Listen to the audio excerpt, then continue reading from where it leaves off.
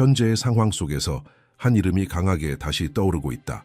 과거 여러 예언으로 세계를 놀라게 했던 미국의 예언자 브랜든 빅스가 다시 주목을 받고 있다. 그는 우연히 말하지 않는다. 그의 말은 평범하지 않다. 그에 따르면 새로운 사이클이 곧 열릴 것이며 그 중심은 많은 이들이 상상하는 것보다 훨씬 가까이에 있다고 한다. 이는 단순한 소문이 아니다. 그는 확신과 신념으로 말한다. 2025년은 한국의 세계적 위상, 그리고 국민이 자신의 운명을 바라보는 방식에 중대한 변화를 가져올 계시의 해가 될 것이라고 그는 단언한다. 브랜든 빅스는 정치적 계산이나 언론의 추측에 의존하지 않는다. 그의 초점은 그 너머에 있다. 그는 무시할 수 없는 징후들에 대해 말한다. 많은 사람들이 외면하려 하지만 그에게는 이미 분명한 그림이 그려졌다고 한다. 그가 지목한 이름은 윤석열 대통령이다. 빅스는 2025년이 이 지도자와 관련된 결정들이 정치의 범위를 훨씬 넘어서는 무게를 지니게 될 시점이라고 말한다. 그는 이 시기를 분기점이라 부른다.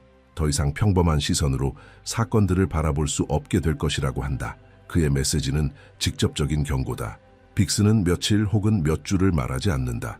그는 1년 전체를 피할 수 없는 이정표로 지목한다. 2025년부터 일어나는 일들은 되돌릴 수 없을 것이라고 한다. 그의 말에 따르면 한국은 지금 중대한 기로에 서 있다. 국가를 이끄는 이들의 모든 움직임, 모든 선택, 모든 결정은 국민 전체의 정체성에 즉각적인 영향을 미치게 될 것이다. 예언자의 이 발언은 그 단호함으로 인해 더욱 주목받고 있다.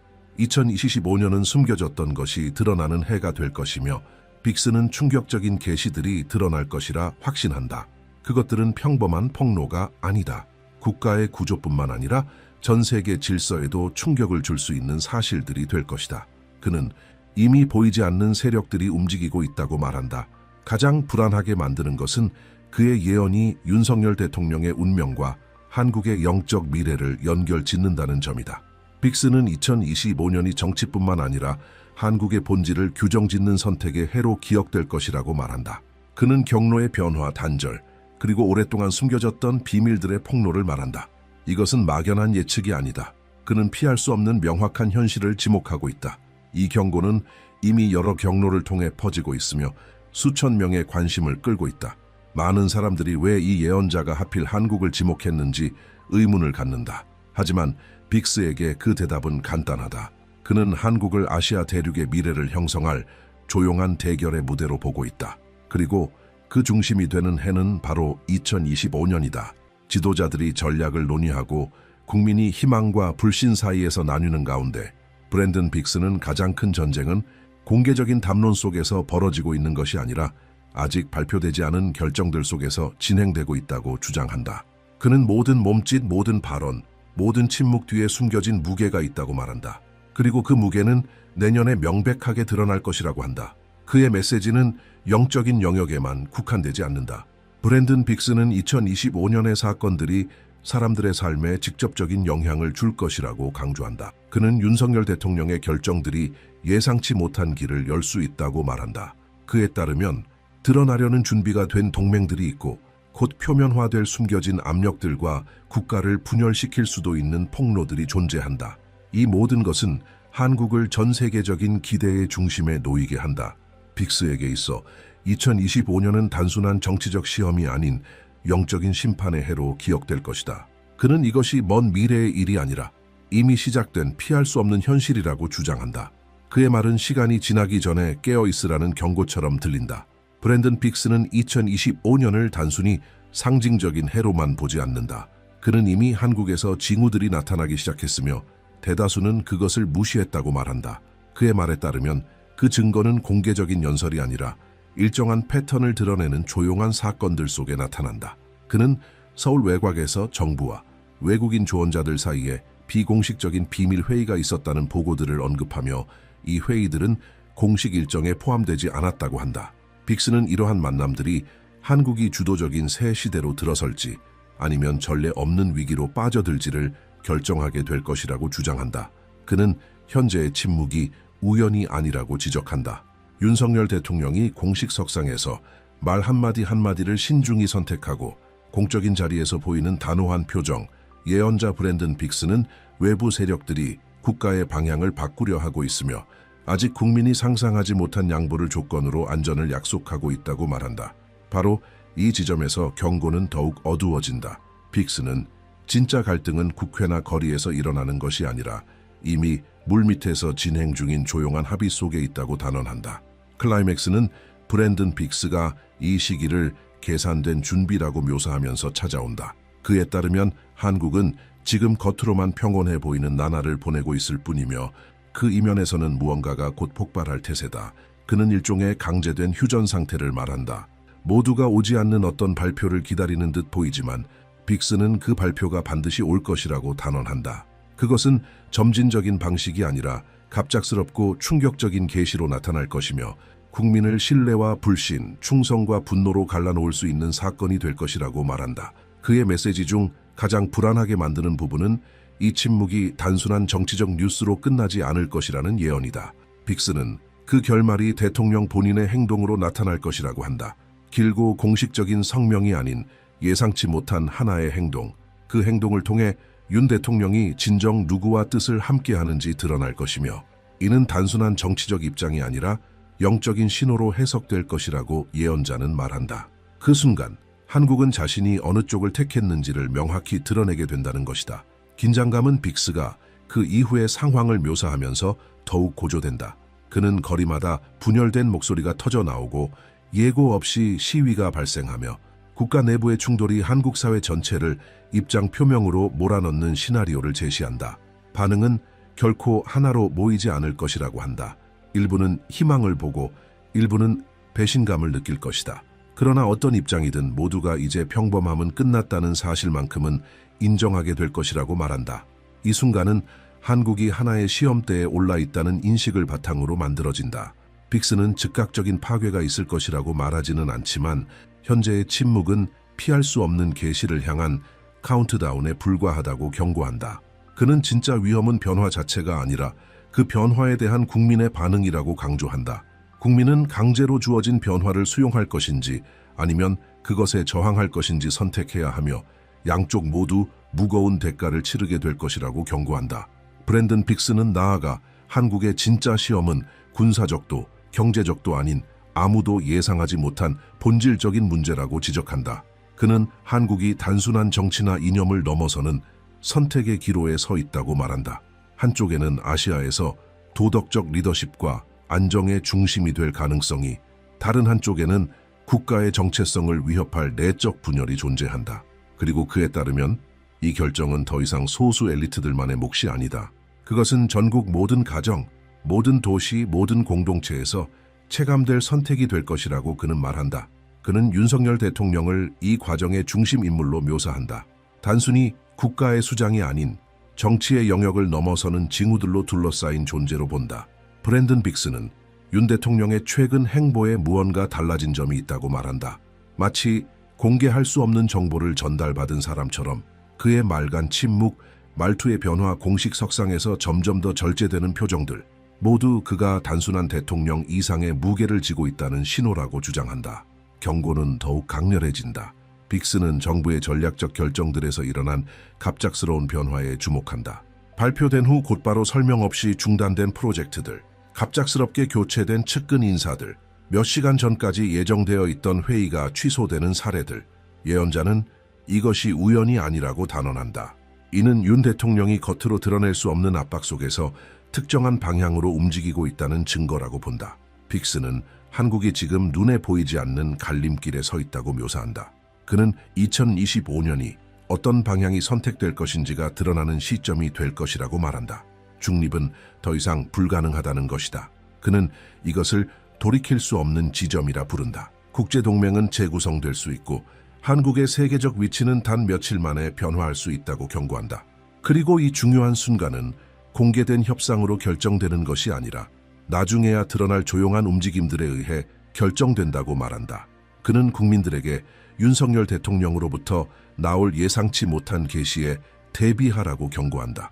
단순한 정치적 결정이 아닌 한국이 자신도 모르게 훨씬 더 큰 혹은 훨씬 더 위험한 역할을 수용하려 한다는 신호가 될 것이라고 한다. 빅스는 그 행위가 일부에게는 희망으로, 또 다른 이들에게는 국가의 미래에 대한 직접적인 위협으로 해석될 것이라고 확신한다. 그의 예언적 어조는 점점 더 강해진다. 그는 이 선택이 영적인 영향을 미칠 것이라고 주장한다. 단지 누가 정권을 잡느냐의 문제가 아니라 누가 그를 통해 통치하는가의 문제라고 한다. 브랜든 빅스에게 있어 지금 시험대에 오른 것은 대통령의 이미지가 아닌 바로 한국이라는 국가의 정체성이다. 그에 따르면 만약 한국이 그가 계시의 길이라 부르는 방향을 택한다면 즉각적인 갈등과 긴장을 감수해야 하지만 새로운 질서의 리더로 떠오를 수 있다. 그러나 조용한 복종의 길을 선택한다면 겉으로는 안정된 수년을 보낼 수 있을지 몰라도 그 대가로 국가의 본질을 잃게 될 것이라고 경고한다. 브랜든 빅스는 2025년이 단순한 한 해가 아니라 시대를 가르는 분기점이 될 것이라고 선언했다. 그는 한국이 무대 위에 선택되었으며 전 세계의 시선이 이 나라를 향하게 될 것이라고 말했다.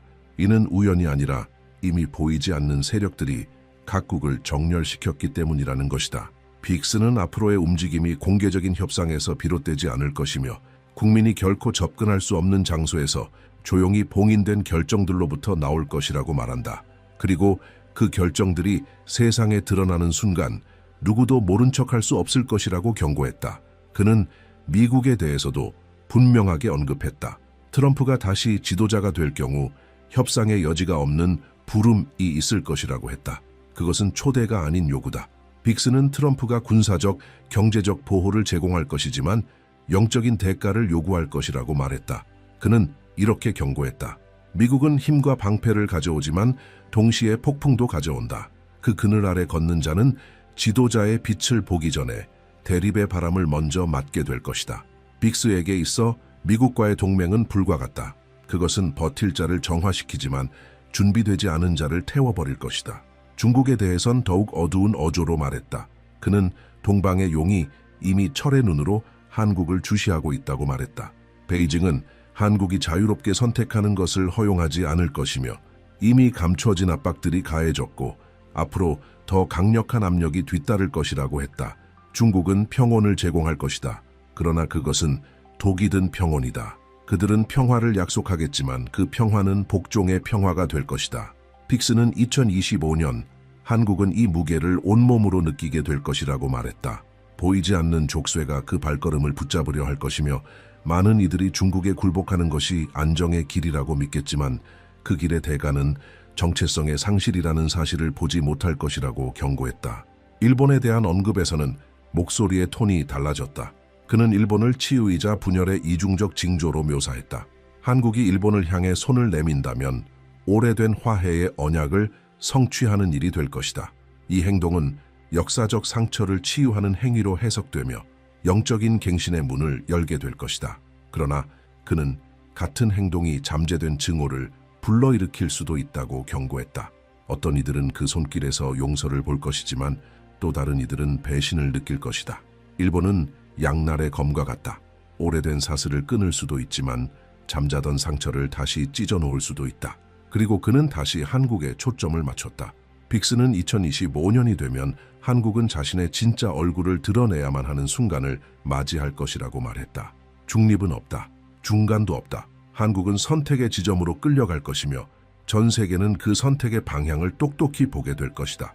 그는 이 선택이 긴 연설이나 정책으로 선포되지 않을 것이라고 했다. 그것은 대통령 윤석열의 예상치 못한 행동으로 드러날 것이라고 말한다. 하나의 행동, 하나의 움직임, 하나의 신호, 길지는 않을 것이다. 그러나 결정적일 것이다. 그리고 그것은 국가를 둘로 나눌 것이다. 예언자 브랜든 빅스에 따르면 그 행동은 단순한 정치적 결정이 아니라 운명을 드러내는 영적인 징표가 될 것이다. 그는 하늘이 반응하고 거리에는 상반된 목소리들이 가득 차며 가정들마저도 서로 다른 의견으로 나뉠 것이라고 말했다. 어떤 이들은 그 안에서 희망을 보고 또 다른 이들은 위협을 느낄 것이다. 하지만 모두가 공통적으로 느끼게 될 것은 이제 정상이라는 개념이 영원히 깨졌다는 것이다. 빅스는 그 순간이 한국을 전 세계 앞에 드러내는 시간이 될 것이라고 강조했다. 열강의 시선이 서울에 고정될 것이다. 트럼프는 응답을 기다릴 것이고 중국은 복종을 요구할 것이다. 일본은 손을 내밀 것이다. 그리고 한국의 모든 선택은 예언적 징조로 해석되고 기록될 것이다. 그는 그 일이 벌어질 때 그것은 더 이상 정치의 영역이 아니라 영적 전쟁이 될 것이라고 말했다. 그리고 그는 많은 이들을 침묵하게 만든 말을 덧붙였다. 한국의 심장이 드러날 것이다.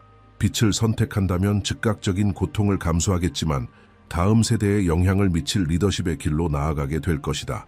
그러나 그림자를 선택한다면 당장은 평온을 얻겠지만 결국 세계 앞에서 자신의 본질을 잃게 될 것이다. 2025년은 정부의 방향만이 아니라 한반도 영혼의 소속을 결정하는 해가 될 것이다. 빅스는 어떤 의심의 여지도 남기지 않았다. 그는 이미 명백한 징후들이 나타나고 있다고 말했다. 최근 윤석열 대통령의 강경한 눈빛, 이상한 침묵, 명확해 보였던 결정에서의 갑작스러운 후퇴, 이 모든 것이 인간을 넘어서는 무게를 지닌 자의 흔적이라는 것이다. 그의 얼굴을 보라, 예언자는 말했다. 몸은 입이 감춘 것을 말한다. 지도자의 침묵은 천마디 말보다 크게 외친다. 브랜든 빅스는 국제적인 압박 이후 한국은 정부가 아닌 국민 전체로서 시험을 받게 될 것이라고 말했다. 그는 2025년에 이루어진 선택의 무게는 직접 그 선택에 참여하지 않은 이들에게조차 느껴질 것이라고 했다. 한 나라의 영혼은 권력의 방 안에서만 형성되지 않는다. 그것은 한 사람, 한 여성, 한 가정의 집단적 의식 안에서 다듬어지는 것이다. 그는 하나의 비전을 묘사했다. 서울의 거리가 양분된 장면이다.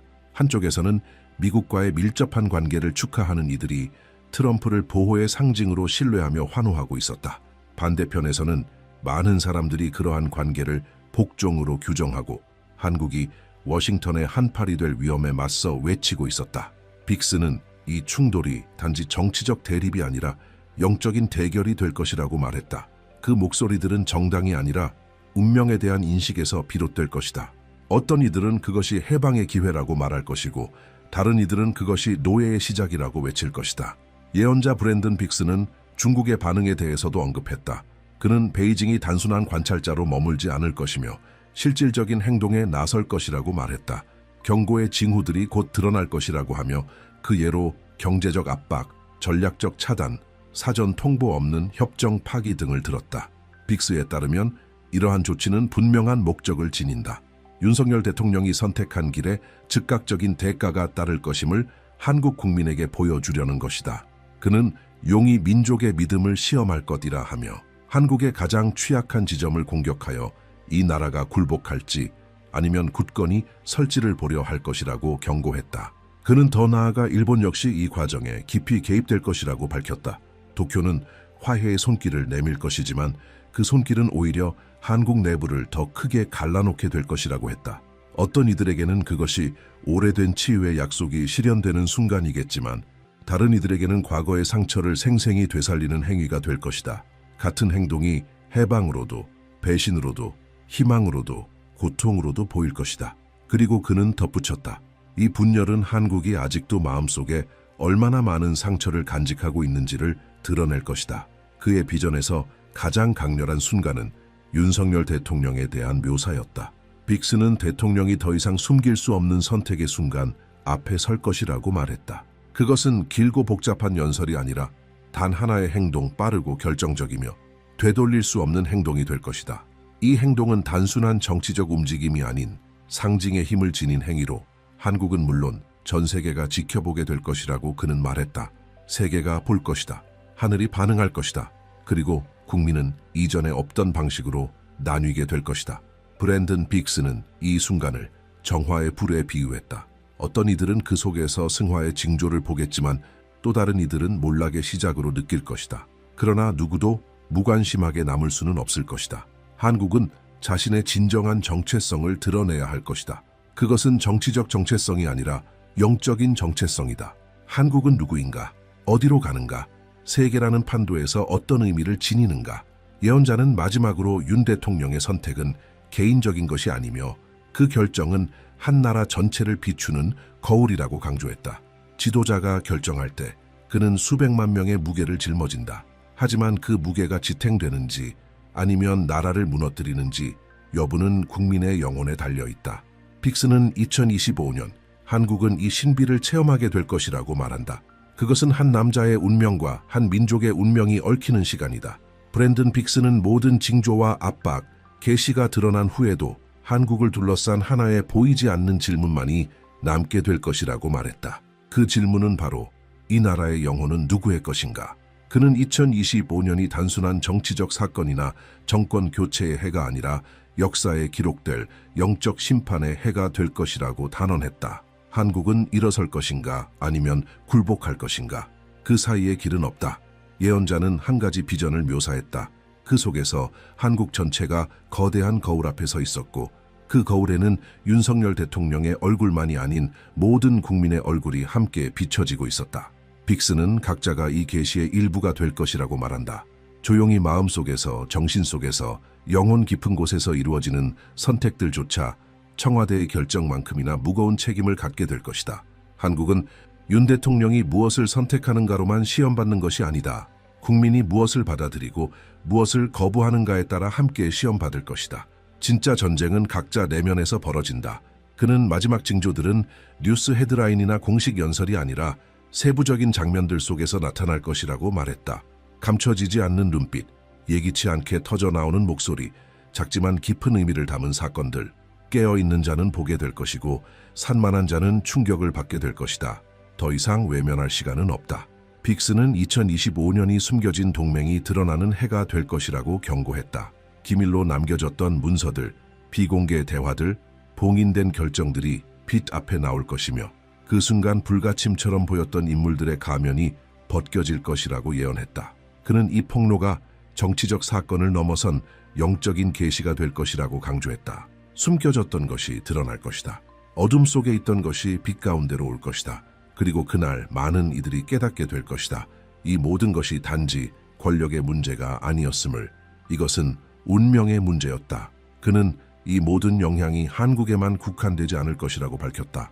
미국, 중국, 일본 그리고 다른 열강들의 반응을 통해 한국의 선택이 세계의 미래와 어떻게 연결되어 있는지를 전 세계가 보게 될 것이라고 말했다. 서울에서 일어나는 일은 워싱턴, 베이징, 도쿄에 메아리 칠 것이다. 그리고 그 메아리는 단순한 외교적 반응이 아닐 것이다. 영적인 천둥처럼 울려 퍼질 것이다. 아무 나라도 자기 선택의 무게에서 자유로울 수 없다는 것을 세상 모두가 깨닫게 될 것이다. 그 예언자는 희망에 대해 말했다. 그는 이렇게 말했다. 상황이 심각하긴 하지만 이것은 파괴의 선포가 아니라 기회의 메시지라고. 시험의 시간은 곧 회복의 시간입니다. 불은 태울 수도 있지만 정화할 수도 있습니다. 한국의 미래는 단지 어떤 결정을 내리느냐뿐 아니라 어떻게 반응하느냐에 달려 있습니다. 빅스는 모든 시민이 무관심하지 말아야 한다고 당부했다. 그는 가장 큰 실수는 모든 것을 대통령의 책임으로만 여기며 멀리서 지켜보는 것이라고 말했다. 한 나라의 정신은 그 백성의 정신에서 비롯됩니다.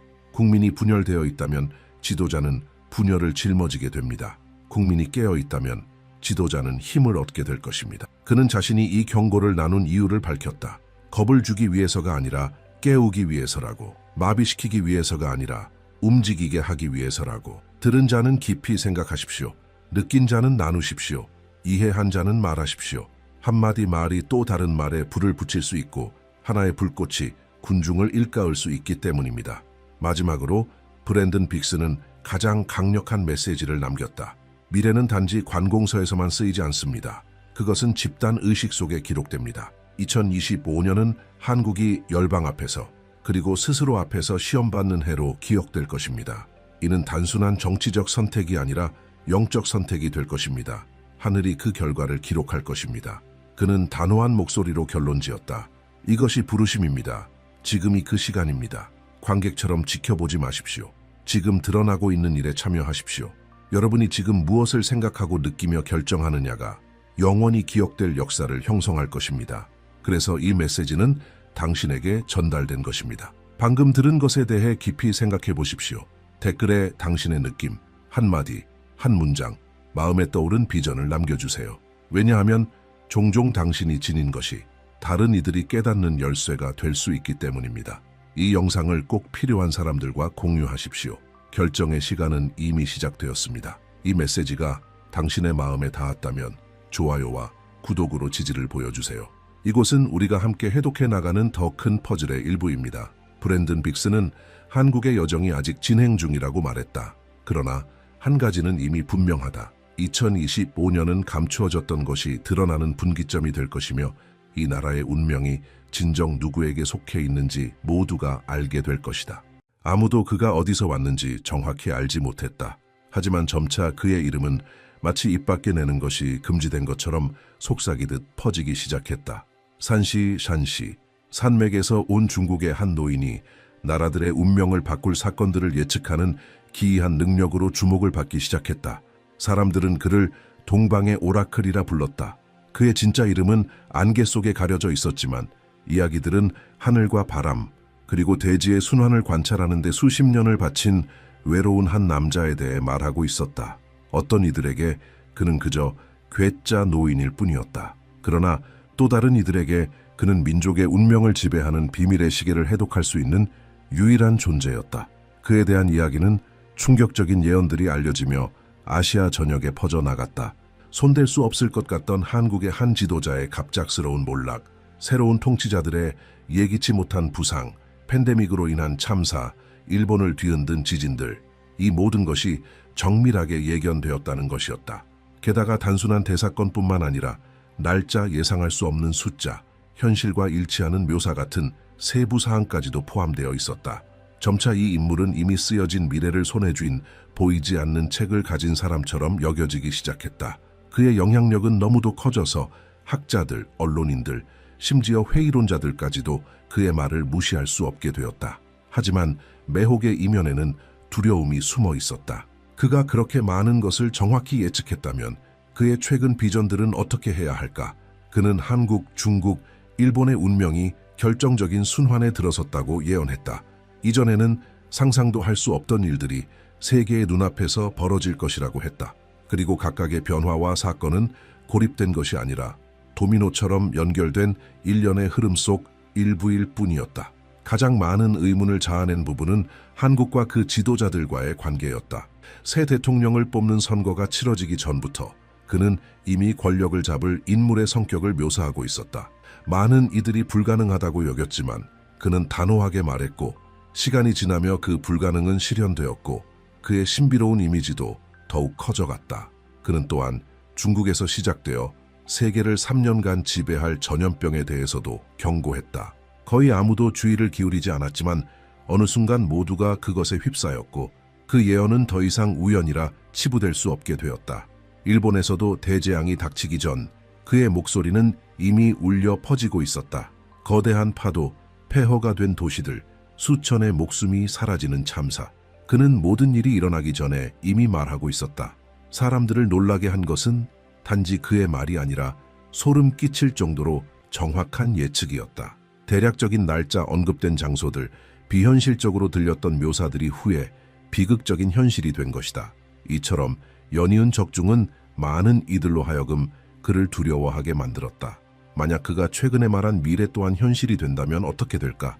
그의 최신 예언들은 위로가 아닌 단절을 이야기한다. 그는 동아시아의 역사를 깊게 흔들 사건들을 예고하며 그것이 결국 전 세계에 영향을 미치게 될 것이라 말한다. 첫 번째 계시는 아마도 가장 많이 회자된 내용일 것이다. 그는 이렇게 말했다. 12월, 한국 땅에 첫 눈송이가 떨어지는 그 정확한 날, 거대한 변화이자 되돌릴 수 없는 일이 일어날 것이다. 그것은 단순한 정치적 사건이나 정권 교체가 아니라 역사를 완전히 양분할 만한 변혁, 그날 이전과 이후로 시대가 갈릴 변화이라고 했다. 처음에는 수수께끼처럼 들렸지만 그의 말은 포럼, TV 프로그램, 심지어 정부 관계자들 사이에서도 반복되어 퍼지고 있다. 그의 말에 따르면 대한민국 전체는 그날 한 세대의 운명을 바꿀 순간을 맞이하게 된다는 것이다. 이 신비로운 분위기는 그의 주장이 즉흥적인 것이 아니라는 점에서 더욱 커져간다. 그는 수개월 동안 계산하고 하늘과 땅의 징조를 관찰하고 교차하며 결론에 도달했다고 주장한다. 그 말은 점차 더 무게감을 갖게 되었다. 어떤 사람들에게는 단순한 미신일 뿐이지만 또 다른 이들에게는 한국이 피할 수 없는 새로운 탄생의 문턱에 서 있다는 징조로 보인다. 이 노인이 사용하는 방법들은 그의 예언만큼이나 신비롭다. 그는 결코 점이나 마법이라고 하지 않고 오히려 수개월에 걸친 고독한 계산과 정밀한 관찰의 산물이라고 말한다. 그는 별의 위치를 살피고 달의 순환을 연결하고 바람을 분석하며 물의 움직임과 계절의 탄생을 관찰한다. 그리고 이 모든 자연의 요소들이 인간의 운명과 어떻게 맞물려 있는지를 해석해낸다. 이는 수천 년 된 아시아 전통에 기반한 방식으로 자연의 요소들과 하늘의 기운이 하나의 보이지 않는 기계처럼 연결되어 있다고 보는 관점이다. 그는 스스로 말한다. 나는 단지 늘 눈앞에 있던 징후를 읽을 뿐이다. 하지만 그것을 이해할 인내와 지혜를 가진 자는 드물다. 이처럼 동양의 점성술, 고대의 수비학, 비밀스러운 공식들이 섞인 철저한 과정을 통해 그의 말은 무게를 갖게 된다. 그것은 어떤 상황에도 들어맞을 수 있는 모호한 문장이 아니다. 그의 예언은 구체적인 숫자, 지도자의 성격 묘사, 특정 시기 등 놀라운 세부 사항과 함께 전해진다.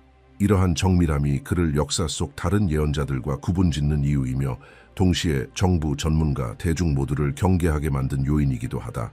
가장 회자된 예 중 하나는 그가 한 여성 지도자가 새로운 음력 주기가 시작되기 전 갑작스럽게 권좌에서 물러날 것이라 예언했을 때였다. 당시에는 정치적 안정성이 확고해 보였기에 거의 아무도 믿지 않았다. 그러나 몇 달 뒤 예언은 현실이 되었고 그는 두려움을 동반한 명성을 얻게 되었다. 또한 2017년 그는 차기 한국 지도자에 대해 예언을 했다. 이름은 언급하지 않았지만 불과 연관된 남자, 결단력으로 잘 알려진 인물이라 묘사했다. 당시에는 가능성이 낮아 보였지만 선거 결과가 발표되자 그의 예언은 단지 인물뿐만 아니라 득표 차이까지도 정확히 맞아떨어졌다. 그 순간 그의 신뢰도는 전례 없는 수준으로 치솟았고 운명학자들과 정치학자들마저 그의 계산법을 분석하기 시작했다. 그의 예언은 여기서 멈추지 않았다. 어느 시점에는 날카로운 에너지를 지닌 남자, 사법기관 출신 인물이 한국의 권력을 잡을 것이라고 말했다. 이번에도 많은 이들이 의심했으나 결국 그 모든 세부 사항이 하나씩 현실이 되며 그의 존재는 더욱 커졌다. 이제 그는 외딴 마을의 현자가 아니라 무시할 수 없는 정확한 적중 기록을 지닌 존재로 여겨지게 되었다. 하지만 그가 팬데믹을 예언했을 때 세상의 시선은 완전히 달라졌다. 2019년 그는 중국에서 시작된 정체불명의 질병이 전 세계로 퍼져 3년 동안 지속될 것이라고 말했다. 거의 아무도 주목하지 않았고 일부는 조롱까지 했다. 그러나 세계적인 위기가 터지고 2023년에 이르러서야 그 여파가 잦아들기 시작하자 사람들은 그의 말을 다시 돌아보게 되었다. 그는 지속 기간까지 정확히 언급했으며 이 사건은 그의 명성을 단단히 굳히는 계기가 되었고 그의 이름은 아시아를 넘어 전 세계에 퍼져나갔다. 그는 단지 한국과 중국뿐만 아니라 일본에 대해서도 반복적으로 비전을 언급했다. 2011년에 참혹한 재앙이 닥치기 전 그는 이미 거대한 지진이 이 섬나라를 강타할 것이라 경고한 바 있었다. 수년 후 그는 다시 지진 활동을 예고하며 발생할 지역까지 지목했다. 그리고 또다시 그 예언은 현실과 정확히 일치했다. 사전에 발표된 이 말들은 더 이상 무시될 수 없었다. 단순한 우연이라 보기엔 이미 하나의 패턴이 형성되고 있었기 때문이다. 그 무렵 더욱 불안감을 자아내는 측면이 드러났다. 그는 한국, 중국, 일본 이 세 나라가 보이지 않는 하나의 실에 묶여 있다고 보기 시작했다. 그의 말에 따르면 이들의 운명은 따로 분석할 수 있는 것이 아니라 하나의 거대한 바둑판 위 말처럼 얽혀 있으며 한 국가의 움직임이 곧 다음 국가의 변화를 야기하게 된다고 했다. 그는 이를 거스를 수 없는 흐름이라 불렀고 일련의 사건들이 기계적으로 연쇄되어 동아시아를 되돌릴 수 없는 변혁으로 이끌 것이라 했다. 이 세 나라의 연결이라는 개념은 정치나 지리를 넘는 차원을 가리킨다는 점에서 가장 많은 논쟁을 불러일으켰다. 그의 주장에 따르면 이것은 단순한 외교적 동맹이 아니라 국경을 초월한 일종의 정렬이며 이제 곧 명확하고도 파괴적인 방식으로 나타날 것이라고 한다. 자연재해에 유난히 취약한 일본, 내부 불안정성에 흔들리는 중국, 전략적 위치와 리더십 잠재력을 지닌 한국, 이 세 나라는 모두 하나의 거대한 이야기 속에서 함께 움직이고 있다는 것이다. 그리고 그 결말은 지금까지의 질서를 바꾸는 근본적 변화로 이어질 것이라고 예언한다. 특히 한국 지도자와 관련된 예언들은 그의 명성을 결정적으로 바꿔놓았다. 어느 시점 그는 날카로운 정신을 지닌 남자, 사법체계의 엄격함 속에서 단련된 인물이 권력에 오를 것이라 예언했다. 이 말은 처음엔 조롱 섞인 반응을 불러왔는데 그러한 성향의 인물이 실제로 대통령이 될 가능성은 낮아 보였기 때문이다. 그러나 예상과 달리 그 엄격한 기질과 단호한 태도를 지닌 인물이 당선되었고 그의 예언은 또 한 번 섬뜩할 정도로 맞아떨어졌다. 이 사건은 사람들로 하여금 그가 정말로 보통의 시야 너머를 본다는 두려움을 품게 만들었다. 그것은 더 이상 대재앙이나 사회적 변화의 흐름만이 아니었다. 그는 명확하게 역사를 이끌 인물들의 얼굴을 그려내고 있었다. 그 지도자의 출신, 에너지, 성향에 대한 세부 묘사는 결코 우연이 아니었고 오랜 시간에 걸쳐 이루어진 계산의 결과라 그는 주장했다. 그가 해석한 신호들은 누구도 볼 수 없었던, 그러나 항상 존재해왔던 징후들이었다. 이로 인해 과거 그의 비전을 조롱하던 이들조차 이제는 조용한 불신의 시선으로 그를 바라보기 시작했다. 더 이상 그를 사기꾼이나 괴짜로 치부할 수 없었다. 하나하나 예언이 현실로 드러날 때마다 그는 신비롭고도 불편한 존재로 자리 잡아갔다. 지도자의 등장과 몰락 권력의 부상까지 정확히 맞췄다면 그의 계산 속에는 과연 또 무엇이 숨어 있을까? 이 물음은 이제 일반 대중뿐 아니라 권력자들마저 불안하게 만들고 있었다. 하지만 그의 명성이 국경을 넘고 전 세계적인 현상으로 번지게 된 계기는 2019년이었다. 그는 중국에서 시작될 역병이 수많은 나라의 고통과 붕괴를 가져올 것이라 경고했다. 그리고 그것은 짧은 재앙이 아니며 정확히 3년간 지속된 뒤에야 서서히 사라질 것이라고 말했다. 대부분의 사람들은 그의 말을 미신이라 여기며 흘려들었다. 그러나 몇 달 후 세계는 그가 예고한 그대로 한 세기 만에 가장 큰 보건 위기 속으로 빨려 들어갔다. 그 순간 그의 과거 발언 하나하나가 다시 조명되었다. 발병의 기원, 지속 기간, 그리고 쇠퇴 시점까지 이미 언급되어 있었던 것이다. 이것은 우연이라 보기 어려운 예언과 현실 간의 직접적인 일치였다. 그리고 두려움은 확산되었다. 세계를 멈춰 세운 사건을 정확히 예고했다면 앞으로의 예언들은 과연 무시할 수 있을까? 그의 선언이 다른 예언자들과 구분되는 점은 바로 모호함의 부재였다. 대부분의 자칭 예언자들이 어려운 시기 혹은 예측 불가능한 변화와 같은 흐릿한 언어를 쓰는 반면 그는 명확한 틀을 제시했다. 구체적인 특성, 뚜렷한 시점, 시간의 창까지 지목했다. 그리고 바로 그 점이 사람들을 더욱 두렵게 만들었다. 해석의 여지가 없는 예언, 그것은 틀리든 맞든 분명한 판단을 요구하는 것이었고 지금까지 많은 경우에서 그는 옳았다. 이 두 가지 예언, 불가능해 보였던 지도자의 부상과 전 세계를 덮친 팬데믹, 그를 살아있는 전설의 반열로 끌어올렸다. 민중은 그를 미래의 증인이라 불렀고 아직 오지 않은 시간을 걷고 있는 자로 여겼다. 그러나 권력자들에게 그는 조용한 위협이었다.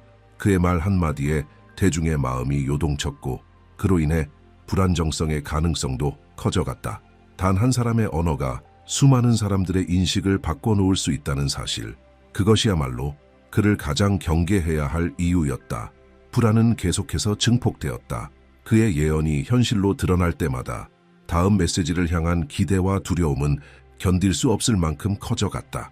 많은 이들은 그가 다음에 전할 말이 더 큰 비극을 품고 있을까 봐 두려워했다. 그리고 바로 그런 일이 벌어졌다. 그는 다가올 몇 년을 향한 새로운 예언을 공개했고 그것은 이전보다 훨씬 더 불길한 그림자를 드리웠다. 이번에는 일본을 중심으로 한 예언이었다.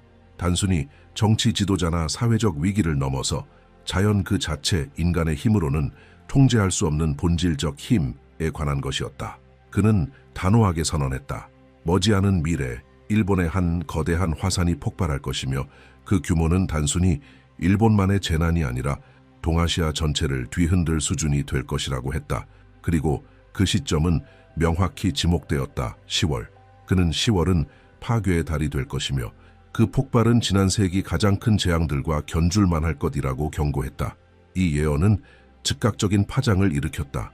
일본 정부는 휴화산 지역에 대한 감시를 강화하라는 압력을 받았고 과학자들조차도 그간 무시해왔던 그의 발언을 다시 들여다보게 되었다. 과거 2011년의 대지진, 그가 사전에 경고했던 바로 그 사건의 기억이 아직 생생했기에 이번에는 누구도 그의 말을 가볍게 넘기지 못했다.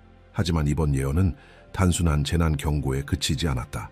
그는 이 자연재해가 도미노처럼 다른 화산들을 자극하고 수백 년 동안 잠들어 있던 지각 활동을 연쇄적으로 깨울 것이라 말했다. 이로 인해 수주간 이어지는 지질 불안정 상태가 초래되고 항공로 마비, 도시 붕괴, 전례 없는 인도적 위기가 발생할 것이라고 예고했다.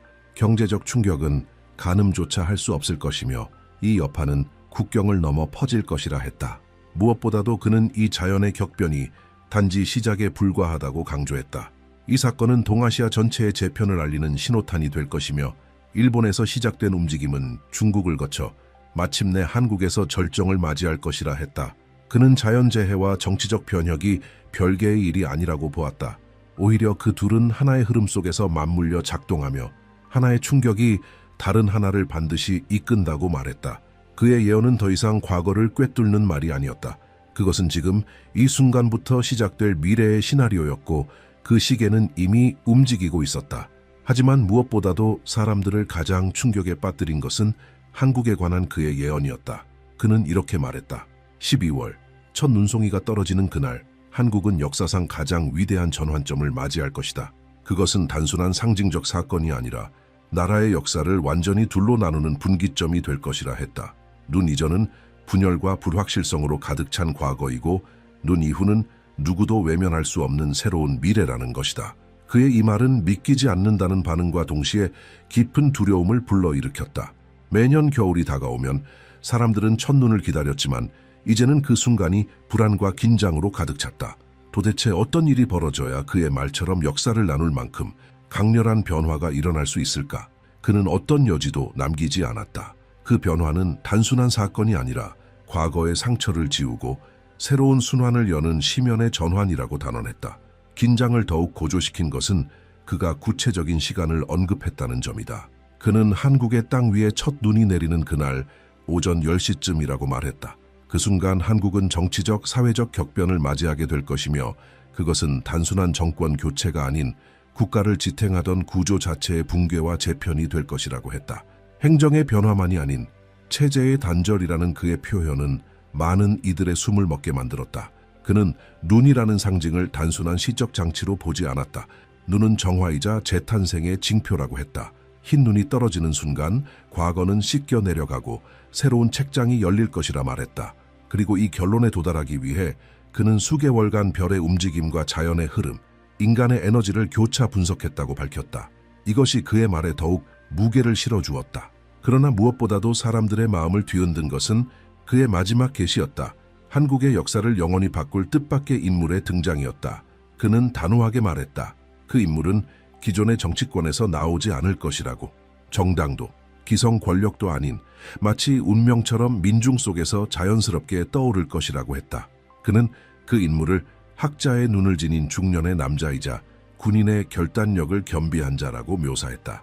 개인적 야망이 아닌 오직 조국과 국민을 위한 헌신만이 그의 동력이라고. 그의 말이 사실이라면 한국은 단순한 변화가 아니라 시대의 교체를 맞이하게 될 것이다. 그리고 그 시작은 첫눈이 땅을 덮는 그 순간부터다. 가장 많은 의문을 자아낸 부분은 그 인물이 어떻게 등장하게 될 것인가에 대한 설명이었다. 오라클은 분명히 밝혔다. 그것은 일반적인 선거나 권력 집단의 추천으로 이루어지지 않을 것이라고. 그는 말했다. 국민들이 오래된 체제에 지쳐 스스로 그 인물을 중심으로 밀어 올릴 것이며 마치 보이지 않는 힘이 모든 이들을 같은 방향으로 이끄는 것처럼 자연스럽게 역사의 중심에 서게 될 것이라고 했다. 그 과정엔 저항도 없고 충돌도 없을 것이며 마치 강물이 흐름을 따라가듯 자연스럽고도 강력하게 일어날 변화라고. 이 인물은 단순히 한국을 이끄는 것을 넘어 동아시아 전체에 결정적인 영향을 미치는 지도자가 될 것이라고 했다. 그는 그 누구도 감히 제안하지 못했던 해법들을 내놓을 것이며 분단 문제, 국제관계, 경제, 평화와 같은 핵심 의제들을 완전히 새로운 방식으로 풀어나갈 것이라 예언했다. 그의 등장은 단지 희망의 상징이 아니라 놀라울 정도로 빠른 시일 내에 구체적인 결과를 이끌어낼 힘이 될 것이라고 말했다. 이 인물에 대한 계시는 또 다른 어두운 예언과 직결되어 있었다. 이번에는 중국에 관한 것이었다. 오라클은 중국이 최근 역사에서 한 번도 경험한 적 없는 붕괴를 맞이하게 될 것이라 경고했다. 단순한 경제 위기가 아닌 경제, 정치, 사회 전반을 동시에 덮치는 전면적 붕괴가 시작된다는 것이었다. 그는 부동산 시장의 붕괴, 수출의 급격한 감소, 외국 자본의 대규모 이탈, 그리고 내부 갈등의 폭발로 인해 체제의 안정성이 급격히 무너질 것이라고 했다. 그는 특히 이 혼란이 정점에 이를 시점을 연말이라 명확히 지목했다. 이는 가장 어두운 기운이 최고조에 이르는 시기이며 그때 중국의 중앙 구조는 지금껏 본 적 없는 수준으로 취약해질 것이라 했다. 혼란은 남부에서 시작되어 점차 북상하며 마침내 베이징의 심장부까지 퍼질 것이라고. 그는 또한 중국 최고 권력층 내에서 비밀리에 벌어질 권력 투쟁, 내부 분열, 서로 대립하는 파벌들의 충돌, 그리고 현재의 지도부가 끝내 몰락하게 될 과정을 상세히 묘사했다. 그러나 그는 이 변화가 곧장 희망을 의미하지는 않는다고 했다. 오히려 이는 긴 혼란의 서막이며 인민들은 식량 부족, 물가 상승, 그리고 영토 분열에 대한 끊임없는 공포 속에서 살아가게 될 것이라고 경고했다. 가장 불안하게 만든 것은 이 모든 과정이 단순한 우연이 아니라는 그의 주장이다. 그는 단언했다. 이 붕괴는 이미 오래전부터 예정된 흐름의 일부이며 20세기 중반부터 유지되어 온 76년간의 체제가 마침내 무너지는 순간이라고. 이 모든 변화는 하나의 방향으로 이어지며 그 중심에는 한국이 서게 될 것이라고 했다. 결국 한국은 새로운 동아시아 질서의 중심축이 될 운명을 피할 수 없다는 것이다. 많은 이들에게 그의 말은 일종의 위협처럼 들렸다.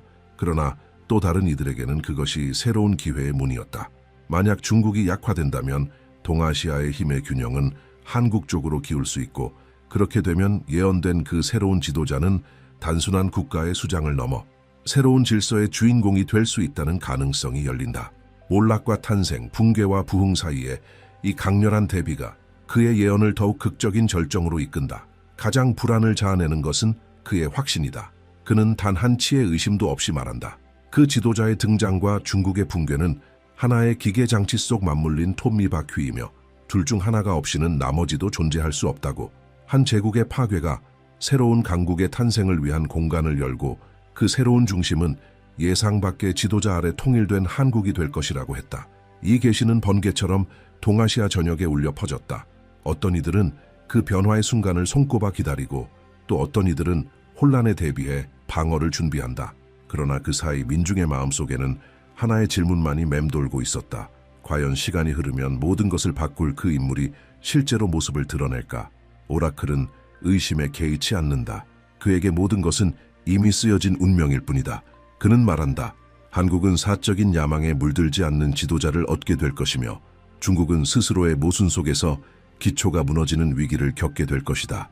그리고 이 모든 과정 속에서 동아시아의 운명은 완전히 새롭게 결정될 것이라고. 그는 동아시아 각국을 결코 따로 보지 않았다. 항상 하나의 유기적 기계처럼 보이지 않는 힘에 의해 연결된 기어로 여겼다.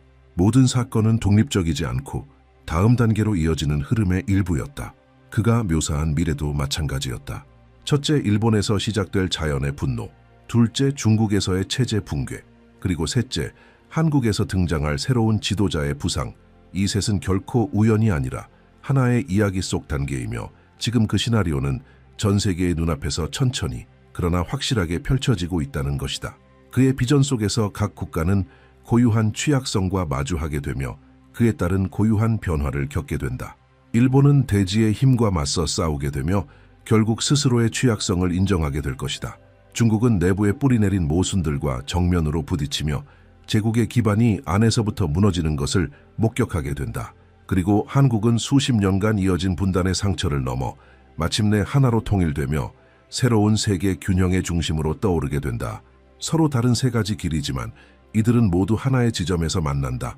새로운 질서 아래 동방의 재건. 가장 놀라운 예언은 한국이 단순히 분단을 극복할 뿐 아니라 세계 무대에서 주도적인 역할을 하게 된다는 점이다. 그는 빠른 협상이 이루어질 것이라 말했고 통일의 과정은 심지어 가장 낙관적인 이들마저 놀라게 할 정도로 빠르게 전개되며 불과 수년 내에 가시적인 결과를 낳게 될 것이라 했다. 북한의 자원과 남한의 기술이 결합하면서 한국은 단숨에 세계 경제의 상위권으로 도약할 것이며 그 성장은 물질적인 것을 넘어 문화적, 과학적, 외교적 영향력의 확장으로 이어질 것이라 예언했다. 이 비전은 물질적 부흥만이 아니라 영적 변화도 포함하고 있다. 오라클은 한국이 고통을 이겨낸 상징으로 떠오를 것이라 말했다. 전쟁과 빈곤, 분단을 겪은 민족이 어떻게 상처를 힘으로 바꾸고 연대와 지혜의 가치 위에 나라를 재건할 수 있는지를 전 세계에 보여줄 것이라는 것이다. 이 성장의 본질은 단지 부유하거나 강해지는 것이 아니라 불가능한 변화도 이룰 수 있다는 희망을 전하는 데 있다. 한국의 부상이 이루어지는 동안 일본은 연이은 재해로 인해 역사상 처음으로 진정한 겸손의 자세를 취하게 될 것이라 했다. 오라클은 일본이 살아남기 위해 이웃 국가들과의 진심 어린 화해와 협력을 모색하게 될 것이라 말했고, 이는 오래된 갈등을 풀고 아시아 전체가 글로벌 위기에 맞서 함께 나아갈 수 있는 토대를 마련하게 될 것이라 했다. 반면 중국은 긴 시간에 걸친 재구성을 겪게 된다. 무너지는 것은 단지 체제가 아니라 통제 중심의 사고방식 자체다. 새로운 시대는 균형을 추구하는 움직임으로 시작되지만 그 여정은 쉽지 않고 수많은 시련을 동반할 것이다. 이 거대한 공백은 한국이 새로운 기준으로 부상할 수 있는 공간이 된다. 그리고 한국은 인류적이고 지속 가능한 발전의 모델로 동아시아를 이끌 중심 국가로 자리매김할 것이라고 그는 단언했다. 그의 말에 따르면 이 모든 일은 마치 정해진 시간표에 따라 움직이는 운명의 시계처럼 연쇄적으로 일어나게 될 것이다. 그는 이 흐름을 동방의 시간이라 불렀다. 이것은 단순한 국가 간의 경쟁이 아니라 인류 전체를 새로운 출발점으로 이끄는 거대한 전환 과정이다. 오라클은 단언했다. 이제 동방이 인류의 길잡이가 될 것이며 서구 중심의 질서를 대체해 전 세계에 전혀 다른 방식의 해답을 제시하게 될 것이라고. 그는 이 과정이 결코 순탄치 않을 것임도 숨기지 않았다. 희생과 상실, 혼란이 따를 것이라 했으며 많은 이들이 그 고통을 직접 겪게 될 것이라고 말했다. 그러나 그는 분명히 했다. 최종적으로 도달하게 될 결과는 그 모든 시련을 감당할 만큼 가치 있는 것이라. 통일된 한국 연대의 길을 택한 일본, 재구성의 길에 들어선 중국, 그리고 인류의 미래를 이끌 준비가 된 동아시아, 그것이 그의 예언이 가리키는 종착지였다. 이들은 기후변화, 빈곤, 전쟁과 같은 글로벌 위기에 대해 기존과는 전혀 다른 방식으로 접근하게 될 것이라고. 하지만 그는 단호히 덧붙였다. 이 미래는 정해진 것이지만 동시에 보장된 것은 아니라고. 큰 계획은 이미 설계되어 있지만 그것을 어떻게 맞이하느냐는 각 민족의 집단적 의식에 달려 있다고 했다. 고통이 더 클지 덜 클지, 변화가 지혜롭게 수용될지 격렬하게 저항될지는 바로 우리 모두의 선택에 달려 있다는 것이다. 미래는 이미 펼쳐지고 있지만 그 길을 걸어가는 방식은 아직 결정되지 않았다. 그래서 그의 마지막 말은 경고가 아닌 호소로 들린다. 그는 말했다. 궁극적인 목적은 한국의 부상, 중국의 몰락, 일본의 회복이 아니다. 그것은 새로운 문명의 탄생이다. 인류가 진정한 평화와 번영 속에서 공존할 수 있는 세계, 그리고 동방이 그 사명을 짊어질 것이며 그 중심에는 한국이 뛰는 심장처럼 존재하게 될 것이라고. 시간이 흐르고 그가 언급했던 신호들이 하나씩 현실로 다가오는 지금, 사람들의 기대감은 커져간다. 뉴스 한 줄, 자연현상 하나, 정치의 작은 변화조차 예언의 실현처럼 받아들여진다. 공포와 희망이 함께 걷는다. 한쪽에는 고통과 위험이, 또 한쪽에는 위대한 미래의 약속이 있기 때문이다. 이 이야기는 안도감으로 끝나지 않는다. 오히려 그것은 초대다. 그는 말한다. 이것은 단지 국경의 이야기도 정부의 문제도 아니다. 우리 모두의 이야기다. 동방의 운명은 곧 세계의 운명이 될 것이다. 이제 다가올 일은 우리 모두에게 영향을 미치며 우리의 생각과 행동 하나하나가 그 여정의 일부가 될 것이다. 여기에서 가장 중요한 부분이 있습니다. 이 계시들을 들은 당신은 입장을 정해야 합니다. 이 비전에 대해 어떻게 생각하십니까? 동양의 미래는 정말로 몰락, 부흥, 그리고 통일로 이어질 것인가요? 당신의 의견을 댓글로 남기고 당신의 생각을 나눠주세요. 이 논의는 우리 모두에게 속한 것입니다. 동양의 시대가 지금 시작되고 있을지도 모릅니다. 그리고 다가오는 이 새로운 시대에 당신의 목소리도 한 부분입니다.